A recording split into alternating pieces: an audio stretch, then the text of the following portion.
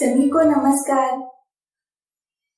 सनातन संस्था और हिंदू जनजागृति समिति की ओर से बच्चों के लिए ऑनलाइन बाल संस्कार वर्ग ये उपक्रम हम लेके आए हैं। पिछले कई सप्ताहों से बाल संस्कार वर्ग ये उपक्रम चल रहा है। बहुत से बच्चे इस उपक्रम का अच्छे से लाभ भी उठा रहे हैं। इस बाल संस्कार वर्ग का स्वरूप यानी हम भगवान श्री गणेश जी का श्लोक कहते हैं। बहुत सी अच्छी ईश्वरों के भक्तों की, राष्ट्र भक्तों की कहानियां देखते हैं और उससे हमें क्या सीखना चाहिए ये भी हम देखते हैं। और उसके साथ ही भगवान का नाम जप कैसे करना चाहिए ये स्वयं हम बाल संस्कार वर्ग में करके देखते हैं। और फिर आदर्श कृति भी देखते हैं, जिसमें जो आदर्श गुण है वो हम स्वयं में कैसे ला सकते हैं इसका हम प्रयास करते हैं। और भगवान का स्तोत्र भी हम सुनते हैं। तो इस बाल संस्कार वर्ग से बच्चों का सर्वांगीण विकास होने में सहायता होती है। तो सभी बच्चे अपने जो अन्य मित्र हैं उन्हें भी इस वर्ग के बारे में अवश्य बताना, ताकि आने वाली जो पीढ़ी है वो सारे बच्चे इस संस्कार वर्ग का लाभ ले सके और आने वाली पीढ़ी आदर्श हो सके। चलिए फिर अब आज का हमारा संस्कार वर्ग हम आरंभ करते हैं। सनातन संस्था के श्रद्धा स्रोत परम पूज्य भक्तराज महाराज तथा संस्थापक परात्पर गुरु डॉक्टर जयंत आठवले जी, इनके चरणों में वंदन कर हम इस बाल संस्कार वर्ग का आरंभ करते हैं। अब सबसे पहले हम भगवान श्री गणेश जी के चरणों में प्रार्थना करेंगे। सभी बच्चों ने हाथ जोड़े हैं ना, और अपनी आंखें बंद करेंगे और पूरी एकाग्रता से भगवान श्री गणेश जी को प्रार्थना करेंगे। हे श्री गणेश जी, आपकी ही असीम कृपा से इस बाल संस्कार वर्ग में आने का अवसर हमें प्राप्त हुआ है। हम आपकी शरण में आए हैं। हे श्री गणराया, इस संस्कार वर्ग में जो भी बातें सिखाने वाले हैं वो सारी बातें हमारी समझ में आने दीजिए और उसके अनुसार आचरण करने के लिए आप ही हमें शक्ति, बुद्धि एवं क्षमता दीजिए। ऐसी आपके श्री चरणों में शरणागत भाव से प्रार्थना है। चलिए अब हम सब मिलके एक साथ भगवान श्री गणेश जी का श्लोक कहेंगे। वक्रतुंड महाकाय सूर्यकोटि समप्रभ निर्विघ्नं कुरु मे देव सर्वकार्येषु सर्वदा। बाल मित्रों, ये जो संस्कार वर्ग चल रहा है इसमें हम जो भी बातें बताते हैं तो वो अपने आचरण में लाने का बहुत से बच्चे प्रयास कर रहे हैं। संस्कार वर्ग में हम जो बताते हैं तो वो बहुत से बच्चे लिख कर भी लेते हैं, तो ये बहुत ही अच्छी बात है। और ऐसे प्रयास करने से ही हमें इस वर्ग से और अधिक आनंद मिलेगा। चलिए फिर अब सबसे पहले कौन से बच्चों ने हमें उनके अनुभव भेजे हैं ये देखते हैं। आज का पहला अनुभव हमें भेजा है प्रांजलि तलेकर ने। उसने लिखा है कि उसे बाल संस्कार वर्ग से बहुत अच्छी बातें सीखने को मिलती है। और बाद में पूजा सोलंके ने बताया है कि उसने स्वभाव दोष सारणी और गुण संवर्धन सारणी बनाई है तथा वो भरती भी है। तो सभी बच्चों ने ऐसे ही निरंतर प्रयास करते रहना है और वो हमें भेजने भी है। चैट बॉक्स में आप ऐसे आपके अनुभव अवश्य लिख सकते हो और अपना अनुभव लिखने के बाद उसके सामने अपना नाम और जिले का नाम तथा संपर्क क्रमांक भी अवश्य लिखना। ठीक है ना? तो सभी बच्चे ऐसे प्रयास अवश्य करना। चलो फिर अब आज की कहानी क्या है ये हम देखेंगे।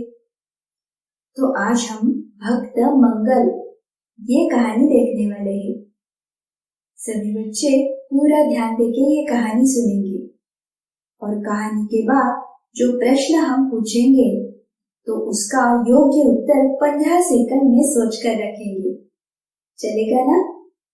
चलिए फिर अब आज की हमारी कहानी आरंभ करते हैं। बाल मित्रों, ये बहुत समय पहले की बात है।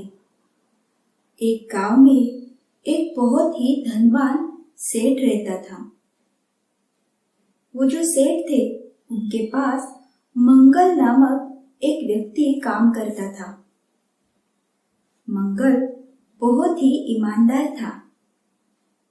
सेठ का मंगल पर बहुत ही अधिक विश्वास था। उनके जो भी सारे महत्वपूर्ण काम रहते थे तो वो सारे वो मंगल को ही बताते थे। और ये जो मंगल था ये भगवान जगन्नाथ जी का भक्त था। वो निरंतर भगवान जगन्नाथ जी का नाम जप करना, स्मरण, संकीर्तन, सत्संग, सेवा इनमें भी व्यस्त रहता था। तो एक दिन क्या हुआ, मंगल अपने सेठ के पास गया और जगन्नाथपुरी धाम की यात्रा करने के लिए उसने सेठ से कुछ दिनों की छुट्टी मांगी। ये सुनने पर फिर सेठ बोले, मंगल ये तो बहुत अच्छी बात है। मैं तो एक संसारी जीव हूँ। मैं निरंतर मेरे व्यापार में व्यस्त रहता हूँ। तो ऐसे यात्रा के लिए जाना, भगवान के संकीर्तन में कुछ समय बिताना ये मेरे लिए संभव नहीं होता। अब तुम जा ही रहे हो तो मेरी ओर से ये 100 मुद्राएं भगवान जगन्नाथ जी के चरणों में अर्पित कर देना। तो मंगल बोला, ठीक है सेठ। और फिर मंगल ने सेठ के पास से 100 मुद्राएं ली और वो यात्रा के लिए निकल गया। उन दिनों यात्रा के लिए पैदल ही जाना पड़ता था। तो बहुत से दिन पैदल चलते चलते फिर मंगल जगन्नाथ धाम में पहुंच गया। मंदिर में दर्शन के लिए जाने से पहले वो वहां से जब गुजर रहा था तो वहां पे बहुत से भगवान के जो भक्तजन थे, वैष्णव जन थे, संत थे, ये सारे भगवान के संकीर्तन में खोए थे। सभी बहुत ही जोर जोर से हरि बोल ऐसे बोल रहे थे। भगवान नाम की ये वाणी से पूरा वातावरण गूंज उठा था। वो सारे भगवंत के भक्त तन मन सब कुछ भूल के एकदम तल्लीन होके भगवान का संकीर्तन कर रहे थे। तो संतों की, भक्तों की ये स्थिति देखकर मंगल ने सोचा, क्यों ना मैं सेठ जी ने जो 100 मुद्राएं मुझे दी है उससे इन संतों को, भक्तों को खाने के लिए कुछ तो दूं। और फिर ऐसा विचार करके मंगल ने वो जो 100 मुद्राएं थे उनसे सबकी भोजन की व्यवस्था की। और जब ये सारे संत भक्त तृप्त हो गए तब उसके ध्यान में आया कि ये जो सारी भोजन की व्यवस्था उसने की तो उसके लिए 100 मुद्राओं में से 98 मुद्राएं उसने खर्च की थी और अब उसके पास केवल 2 मुद्राएं बची थी। ये देखकर फिर मंगल ने सोचा, अच्छा हुआ 2 मुद्राएं तो बच गई है। तो अब मैं ये 2 मुद्राएं ही भगवान जगन्नाथ के चरणों में अर्पित कर दूंगा और फिर सेठ जी को बोल दूंगा कि मैंने मुद्राएं भगवान के चरणों में चढ़ाई। सेठ जी मुझे ऐसे तो नहीं पूछेंगे कि कितनी मुद्राएं चढ़ाई। मैं तो ऐसे ही कह दूंगा कि मैंने भगवान के चरणों में मुद्राएं समर्पित की। तो उससे मुझे झूठ भी नहीं बोलना पड़ेगा और मेरा काम भी हो जाएगा। तो ऐसा निश्चय करके फिर भक्त मंगल जगन्नाथ प्रभु के मंदिर में भगवान के दर्शन के लिए जाते हैं। वो जब भगवान के मूर्ति के सामने पहुंच जाते हैं तो भगवान का वो सुंदर रूप वो निहारते हैं और भगवान की वो अति सुंदर छवि अपने हृदय में वो बिठा देते हैं। और फिर अंत में जाते समय वो जो 2 मुद्राएं बची हुई थी, वो 2 मुद्राएं वो भगवान जगन्नाथ जी के चरणों में अर्पित करते हैं और कहते हैं, हे भगवान जगन्नाथ जी, मेरे सेठ ने आपके लिए ये 2 मुद्राएं अर्पित करने के लिए कही थी। कृपया आप इनका स्वीकार करें। और फिर पूरा मन लगा के भगवान के दर्शन लेकर वो वहां से निकलता है। और बच्चों, इधर सेठ जो रहते हैं उनके साथ क्या होता है? तो उसी रात को सेठ जी के स्वप्न में स्वयं भगवान जगन्नाथ जी आते हैं और वो उन्हें कहते हैं, सेठ, आपके 98 मुद्राएं मुझे प्राप्त हुई है। इतना ही भगवान जगन्नाथ बोलते हैं और फिर अंतर्धान होते हैं। ये जब सेठ सुनते हैं तो उन्हें आश्चर्य लगता है। मंगल इतना ईमानदार था, फिर उसने 2 मुद्राएं भगवान को कम क्यों अर्पित की? ऐसा कौन सा काम उसे आ पड़ा कि उसने वो 2 मुद्राएं खर्च की? ऐसा वो सोचते रहते हैं। कुछ दिन बीतने के बाद फिर मंगल अपने गांव में आता है। गांव आने के बाद वो सेठ जी को मिलने जाता है। सेठ से मिलने के उपरांत पहला प्रश्न वो मंगल से पूछते हैं, मंगल, क्या तुमने मैंने जो 100 मुद्राएं दी थी वो भगवान के चरणों में अर्पित की क्या? तो उस पर मंगल कहते हैं, जी हाँ, मैंने मुद्राएं भगवान को चढ़ा दी। ये कहने के ऊपर फिर से सेठ बोलने लगते हैं, परंतु तुमने तो केवल 98 मुद्राएं ही भगवान को समर्पित की, तो फिर शेष बची हुई 2 मुद्राएं कहाँ है? उनका तुमने क्या किया?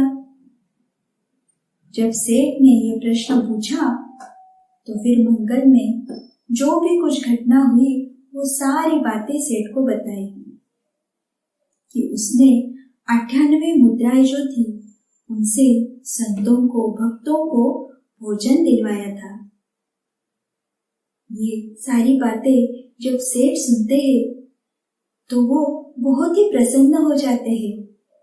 वो मंगल के चरणों में गिर पड़ते हैं और उसे कहते हैं, मंगल, आज केवल तुम्हारी भक्ति की वजह से मुझे घर पर बैठे बैठे ही यहाँ पे ही साक्षात भगवान जगन्नाथ के दर्शन प्राप्त हुए। तुम्हारी भक्ति महान है और इससे मुझे भी पता चला कि भगवान को हमारे धन की आवश्यकता नहीं है। जो 98 मुद्राएं तुमने भगवान जगन्नाथ जी के भक्तों के लिए खर्च किए तो वो भगवान को अधिक प्रिय है, ये मुझे पता चला। भक्ति प्रिय भगवान जगन्नाथ जी यानी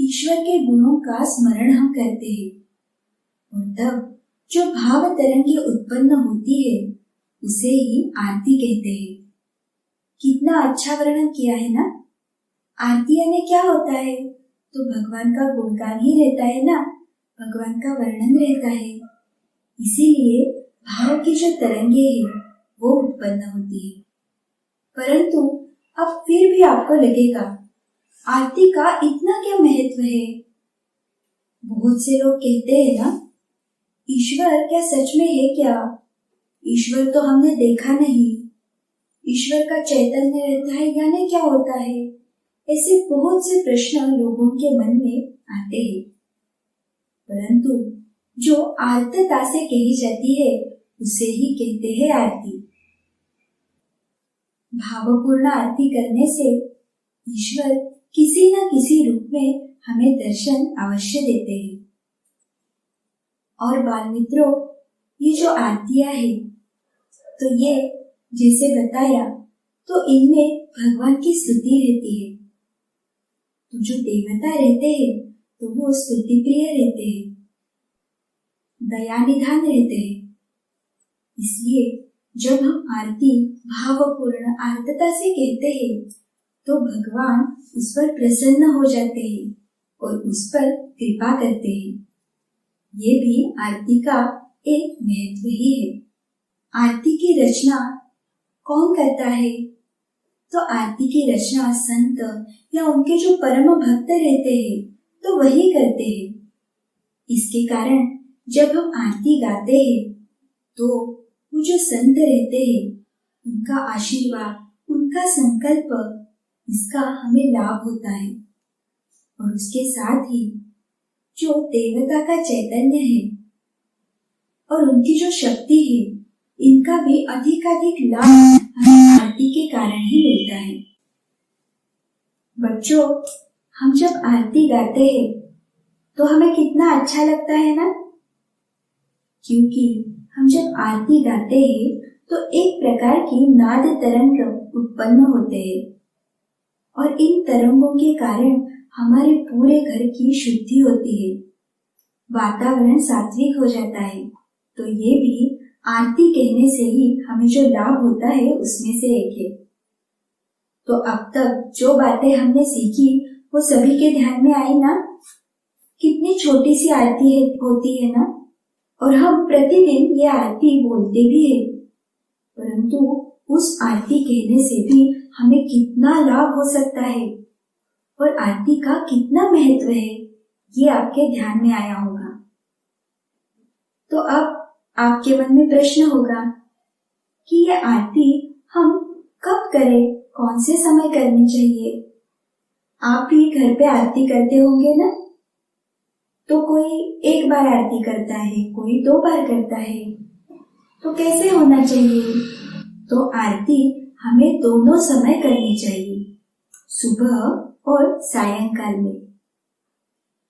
तो इसके पीछे क्या शास्त्र है? तो जब सूर्योदय होता है तो भगवान का जो चैतन्य है, जो शक्ति ऊर्जा रहती है वो अधिक रहती है ना। सुबह कितना अच्छा लगता है हमें।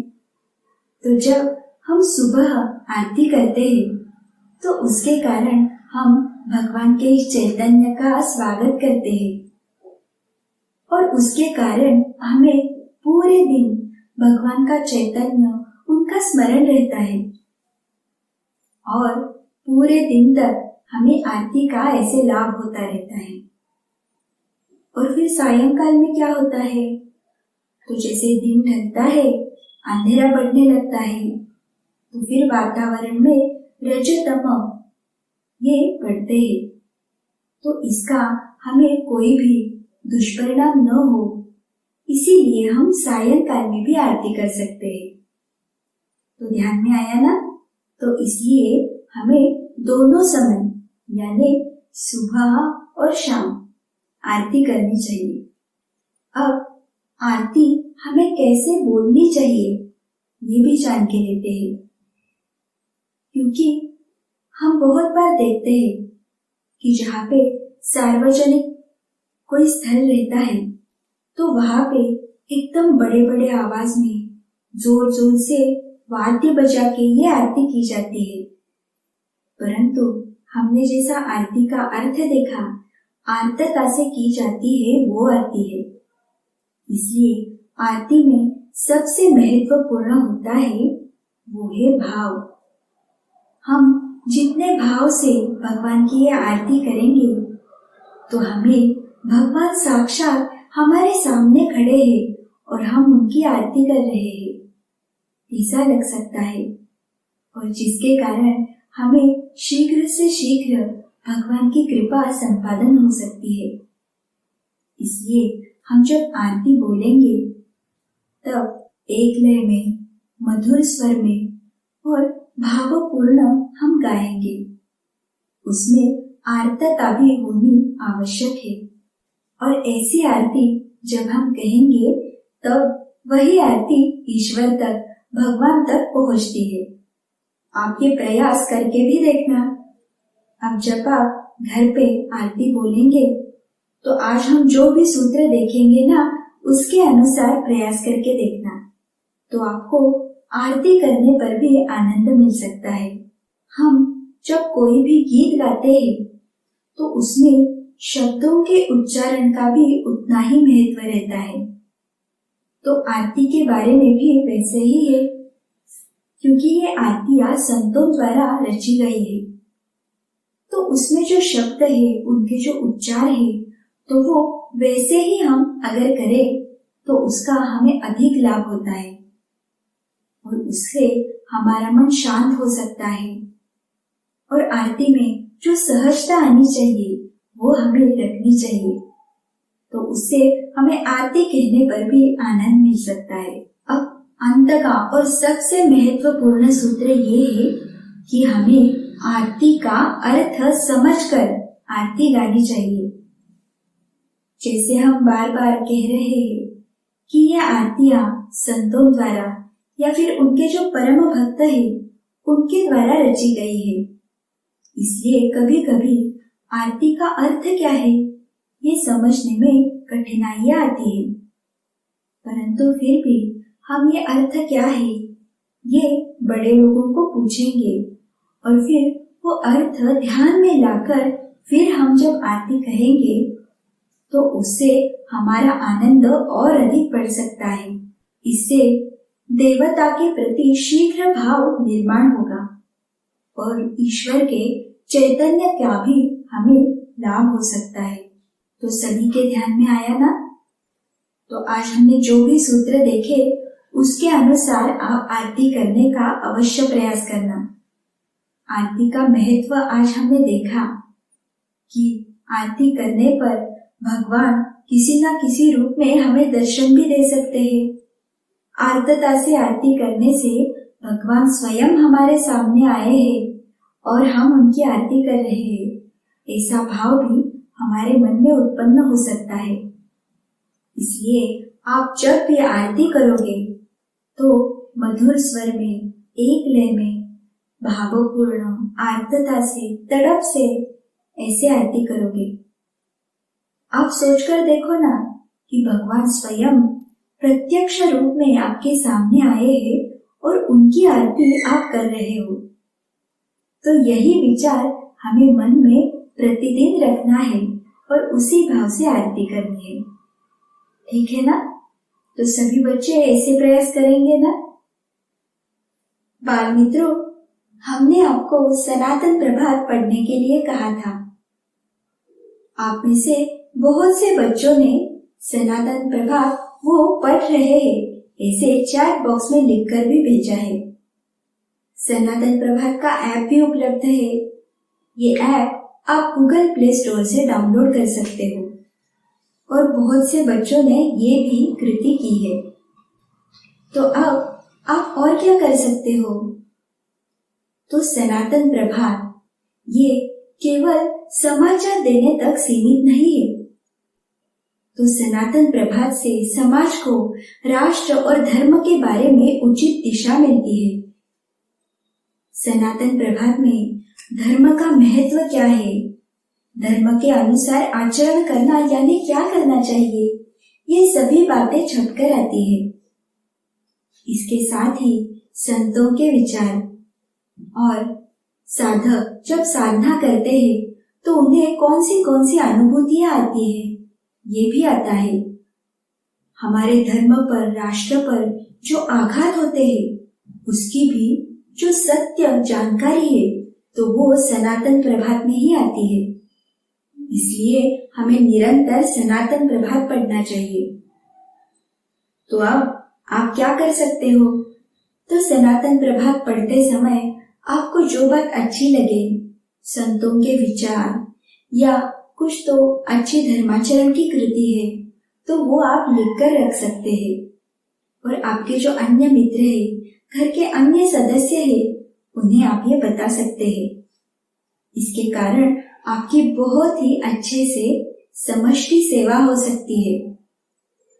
और इन सब के साथ ही आपके जो अन्य मित्र हैं, सहपाठी हैं, उन्हें भी आप सनातन प्रभात या फिर हिंदी पाक्षिक सनातन प्रभात का सदस्य होने के लिए कह सकते हैं।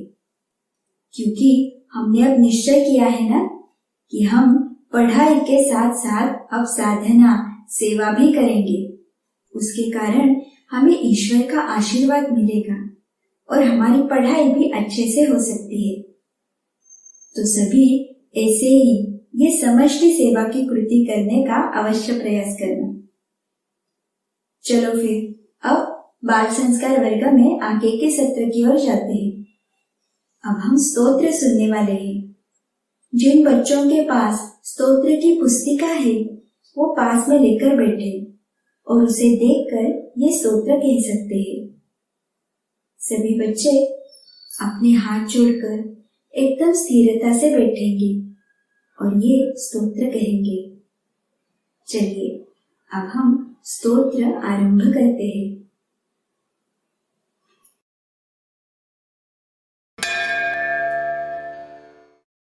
श्री गणेशाय नमः।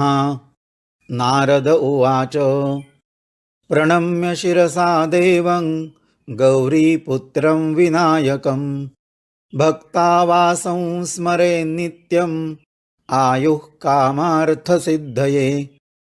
प्रथमं वक्रतुण्डं च एकदन्तं द्वितीयकं तृतीयं कृष्णपिङ्गाक्षं गजवक्त्रं चतुर्थकं लम्बोदरं पंचमं च षष्ठं विकटमेव च सप्तमं विघ्नराजेन्द्रं धूम्रवर्णं तथाष्टमं नवमं भालचन्द्रं च दशमं तु विनायकम् एकादशं गणपतिं द्वादशं तु गजाननं द्वादशैतानि नामानि त्रिसन्ध्यं यः पठेन्नरः न च विघ्नभयं तस्य सर्वसिद्धिकरं प्रभो।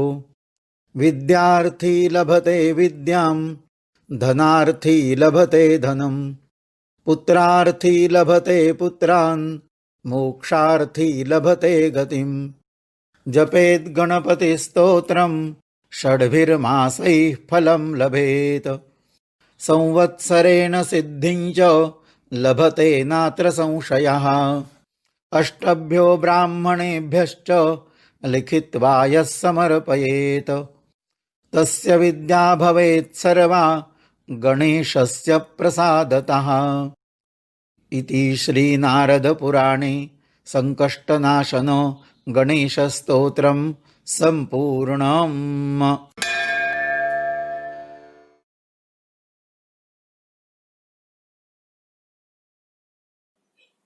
बच्चों, स्तोत्र कहने से अच्छा लगता है ना? तो सभी बच्चे घर पर भी ये स्तोत्र कह रहे हो ना? और अब तो आपके पास सनातन संस्था निर्मित सनातन चैतन्य वाणी ऑडियो ऐप भी है। ये ऐप आप गूगल प्ले स्टोर से डाउनलोड कर सकते हो। इसमें जो भी श्लोक स्तोत्र है वो एक बार डाउनलोड करने के बाद बिना इंटरनेट के भी आप सुन सकते हो और पढ़ भी सकते हो। ये ऐप मराठी भाषा में है, परंतु इसके जो श्लोक और स्तोत्र संस्कृत में है वो तो आप अवश्य पढ़ सकते हो। और इसकी विशेषता ये है कि ये सारे श्लोक और स्तोत्र शास्त्र शुद्ध पद्धति से और वैदिक ब्राह्मणों द्वारा उच्चारण किए गए हैं। तो सभी बच्चे इसका अवश्य लाभ लें। चलिए फिर आज का पूरा संस्कार वर्ग, इसमें जो भी बातें हमें आज सीखने को मिली, उसके लिए हम अब भगवान के चरणों में कृतज्ञता व्यक्त करते हैं। हे भगवान, केवल आपकी ही कृपा से इस बाल संस्कार वर्ग में हमें बहुत कुछ सीखने को मिला, इसलिए हम आपके चरणों में कृतज्ञ हैं। बच्चों, ये कार्यक्रम आपको अच्छा लगे तो हमें बताना न भूलना, और उसके लिए ऑनलाइन स्क्रीन पे जो तड़पट्टी जा रही है वहाँ हमारा संपर्क क्रमांक भी दिया है, आप हमें भी संपर्क कर सकते हो। और उसके साथ ही हमारी जो वेबसाइट है www.balsanskar.com, इसे भी अवश्य भेज देना। चलो फिर, आज हमने जैसे अच्छी कहानी सुनी, एक नई आदर्श कृति सीखी, तो वैसा ही सब सुनने के लिए बच्चे कल भी जुड़ेंगे ना। आज के इस बाल संस्कार वर्ग में हम यहाँ पर ही रुकने वाले हैं। कल फिर से शाम को ठीक 6 बजे हम पुनः मिलेंगे। नमस्कार।